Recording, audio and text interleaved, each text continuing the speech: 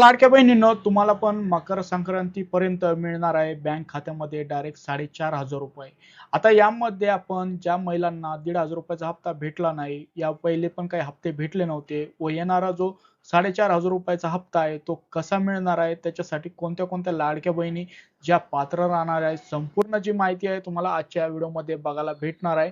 तर हा व्हिडिओ शेवटपर्यंत बघायचा आहे आणि अशाच लेटेस्ट अपडेट मी तुमच्यासाठी घेऊन येत असतो. त्याच्यासाठी आपल्या YouTube चॅनलला सबस्क्राईब करून ठेवायचं आहे. आता एक नवीन अपडेट आल्यानुसार 14 जानेवारीला मकर संक्रांत आहे आणि जो 4,500 रुपयाचा हप्ता आहे तो 14 जानेवारी ते 20 जानेवारी दरम्यान हा बँक खात्यामध्ये येणार आहे.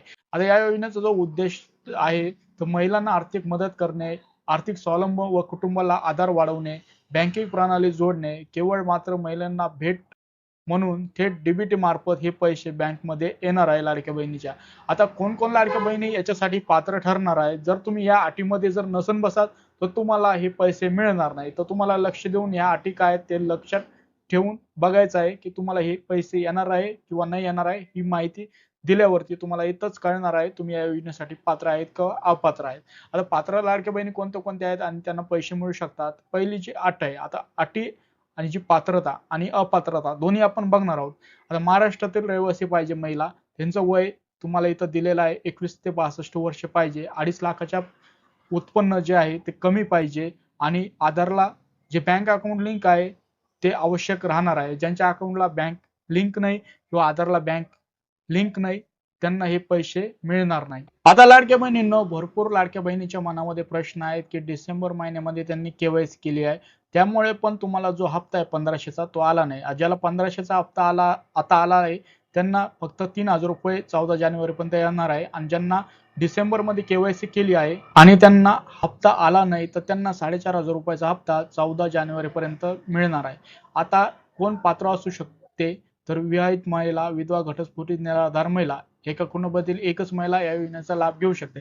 अपात्र महिला बघू शकतात, याचा स्क्रीनशॉट घेऊन तुम्ही वाचू शकतात. इथं बघू शकतात कुटुंबाचे उत्पन्न 2.5 लाखापेक्षा वर्ष असेल तर परिवारामध्ये एक जी महिला आहे त्याच्यापेक्षा जास्त जर महिला लाभ घेते असेल आणि ज्या महिलेचं जे डीबीटी आहे, जे आधार लिंक आहे, हे जर दुसऱ्या खात्याशी लिंक असेल किंवा दुसऱ्या योजनेचा लाभ घेत असेल त्यांना हे पैसे मिळणार नाही.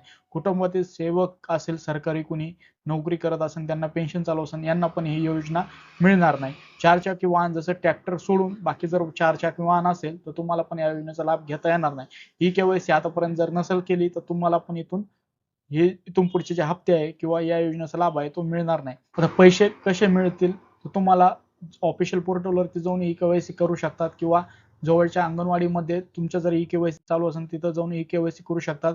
आणि सगळ्यांना लक्षात ठेवायचं आहे की आधारला बँक अकाउंट लिंक असणं पाहिजे, तरच तुम्हाला या योजनेचा लाभ मिळत असतो. इथं संपूर्ण जी माहिती दिली आहे तर ती वाचून तुम्ही ही जी प्रोसेस आहे ती करून तुम्ही या योजनेसाठी पात्र राहू शकता आणि या योजनेचा लाभ घेऊ शकता.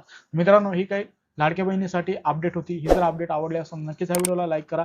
हा व्हिडिओ जास्तीत जास्त तुमच्या मित्रांमध्ये, कुटुंबामध्ये, व्हॉट्सअप ग्रुपमध्ये शेअर करा. व्हिडिओ बघितल्याबद्दल आपल्या सर्वांचे मनपूर्वक धन्यवाद.